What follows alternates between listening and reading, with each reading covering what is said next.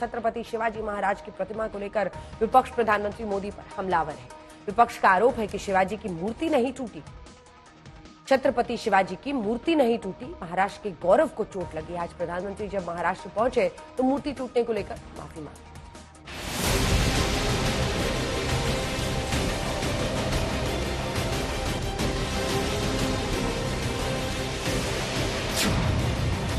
पहले मुख्यमंत्री एकनाथ शिंदे ने माफी मांगी, फिर डिप्टी सीएम अजित पवार ने माफी मांगी। अब प्रधानमंत्री नरेंद्र मोदी ने मांगी है माफी।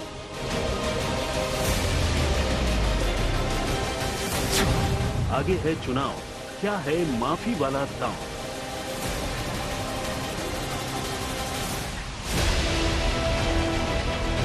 बीते साल 4 दिसंबर को प्रधानमंत्री नरेंद्र मोदी ने सिंधुदुर्ग में छत्रपति शिवाजी महाराज की 35 फीट ऊंची प्रतिमा का अनावरण किया था।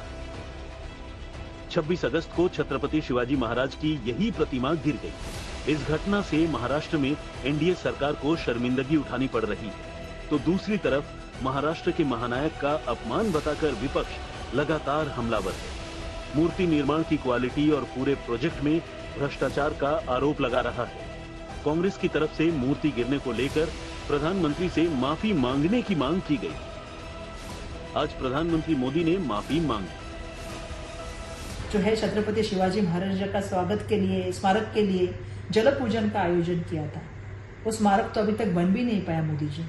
और जो स्मारक आपने मालवन में राजकोट किले पे बनाया, वो तो 8 महीने में धस हो गया। इसके अंदर भ्रष्टाचार है, ये साबित हो चुका है। मोदी जी, आप शिव प्रेमी का और महाराष्ट्र की जनता का जो है वो कब जाहिर माफी मांगेंगे?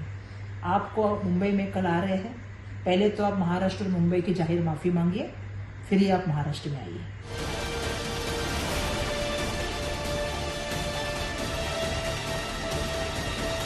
सिंधुदुर्ग में जो हुआ, मेरे लिए,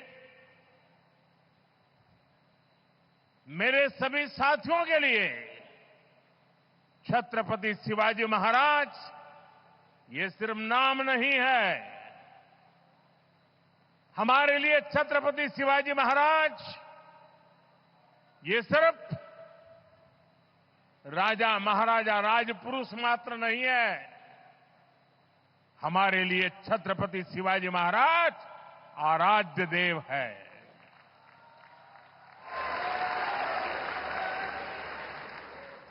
और मैं आज सर झुका करके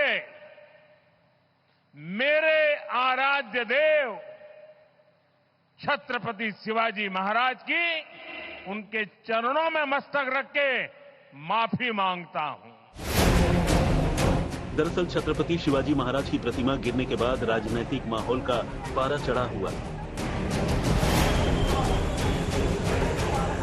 विधानसभा चुनाव से पहले शिवाजी की प्रतिमा को मुद्दा बनाकर विपक्ष ने बड़े आंदोलन की तारीख का ऐलान कर दिया। हमारे लिए वो सिर्फ स्टैच्यू नहीं, हमारे लिए भगवान की मूर्ति है, भगवान की मूर्ति है। और प्रधानमंत्री के शुभ कर कमलों से उनका अनावरण हुआ, फिर भी वो मूर्ति का उद्ध्वस्त होना हमारे सामने छत्रपति जी का बहुत बड़ी दुख की बात है। तो हमें निर्णय लिया है कि इस राज्य में एक आंदोलन शुरू होगा रविवार से, और सरकार को जूते मारो आंदोलन हम करेंगे।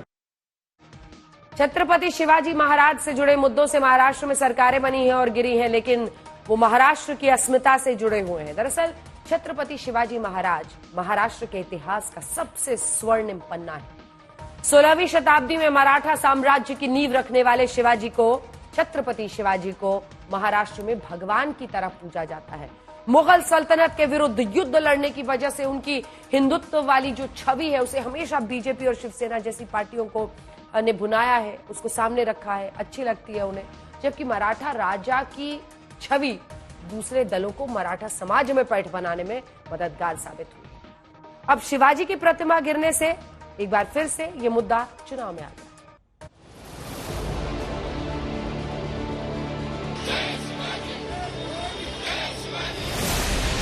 विपक्ष का आरोप है कि मूर्ति नहीं गिरी, महाराष्ट्र का गौरव गिराया गया।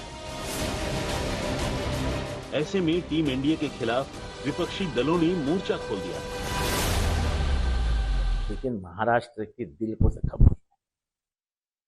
शिवाजी महाराज का पुतला फूटना ये महाराष्ट्र के लिए शुभ संकेत नहीं है। ये वार जो हुआ है ये दिल पे हुआ है। महाराष्ट्र पूरा यानी उसका खून खौल रहा है। और ये बातें सुन के कि मैं खास ये घाव दिखा रहा हूं, तो क्यों आई ये याद ये घाव की? क्या कुलकर्णी का रिश्तेदार है क्या? ये इससे दिखता है कैसे इनके दिल में छुपा हुआ एजेंडा है, कैसी नफरत है शिवाजी महाराज के बारे में। प्रधानमंत्री से उद्घाटन करवाना था, एक बड़ा इवेंट करना था, इसलिए 3 साल जिस पुतले को बनाने में लग सकते थे उसको 6 महीने आपने करा दिया। जिस व्यक्ति को कोई अनुभव नहीं है उसे शिल्प बनाने का ऑर्डर दिया गया। जिसने स्टैच्यू बनाया है उसे शायद 25-26 लाख रुपए दिए गए, लेकिन कॉन्ट्रैक्ट में 38 करोड़ का खर्चा आया। उनको पता है कि महाराष्ट्र की जनता बहुत आहत हुई है और उसकी चोट चुनाव में महायुति के नेताओं को सहन करनी पड़ेगी। विपक्ष की तरफ से गंभीर सवाल उठाते हुए आरोप लगाए जा रहे हैं, तो वहीं डिप्टी सीएम विपक्ष पर राजनीति करने का आरोप लगा रहे हैं। मला असं वाटतं की ही जी काही मालवणची घटना झालेली आहे आणि ज्या प्रकारे छत्रपती शिवरायांच्या पुतळ्याची घटना आहे याच्यावर कोणीच राजकारण करू नये असं माझं मत आहे। कोण दोषी आहेत त्या दोषींवर कारवाई झाली पाहिजे आणि तिथे भव्य पुतळा उभारला गेला पाहिजे। बात सिर्फ तू मैं तक नहीं है। प्रतिमा गिरने को लेकर बीजेपी नेता नारायण राणे और उद्धव गुट के कार्यकर्ताओं के बीच झड़प हो चुकी है। कोणी घोषणाबाजी द्यायची नाही साहेब, पोलिसांना जेवढं त्यांना सहकार्य करा, पण यापुढे आमच्या या जिल्ह्यात पोलिसांविरुद्ध असहकार्य असेल आणि त्यांना येऊ दे, तुम्ही त्यांना आमच्या अंगावर जायला परवानगी द्या। मी बघतो घरात खेचून एकेकाला रात्रभर मारून टाकेल। ये तब है जब प्रधानमंत्री मोदी से पहले प्रतिमा गिरने को लेकर मुख्यमंत्री शिंदे और डिप्टी सीएम अजीत पवार माफी मांग चुके। छत्रपति शिवाजी महाराज तो हमारे लिए भगवान है, ईश्वर है, देवता है। उनके सामने उनके चरणों पर एक बार नहीं 100 बार माथा टेकने के लिए हम तैयार हैं। उसमें हमें कोई कमी नहीं महसूस होगी, क्योंकि उनके आदर्श पर इस राज्य का कारोबार सुरू है। मी राज्याचा उपमुख्यमंत्री म्हणून सांगतोय, मी याबद्दल महाराष्ट्रातल्या 13 कोटी जनतेची माफी मागतो की युगपुरुष छत्रपती शिवाजी महाराज हे आपल्या सगळ्यांचं दैवत आहे आणि त्या दैवताचा पुतळा त्या पद्धतीनं असा वर्षाच्या आत त्या पद्धतीनं ते नादुरुस्त होणं किंवा पडणं हे सगळ्यांना धक्का देणारी बाब आहे। यामध्ये जे कोणी दोषी असेल ते कुणी असू द्यात, वरिष्ठ अधिकारी असू द्यात, खालचे असू द्यात, कॉन्ट्रॅक्टर असू द्यात, तो कॉन्ट्रॅक्टरला तर काळ्या यादीमध्ये टाकला पाहिजे। अब आप सोचेंगे कि छत्रपति शिवाजी महाराज की प्रतिमा को लेकर सियासी घमासान क्यों छिड़ गया, तो इसका जवाब है महाराष्ट्र में होने वाले विधानसभा चुनाव। विपक्ष मूर्ति गिरने को महाराष्ट्र के गौरव से जोड़कर माहौल बनाने में जुटा हुआ है, तो सरकार माफी मांगकर लोगों की नाराजगी दूर करने की कोशिश कर रही है। यानी दोनों तरफ अपने अपने सियासी एजेंडे हैं। आज तक ब्यूरो।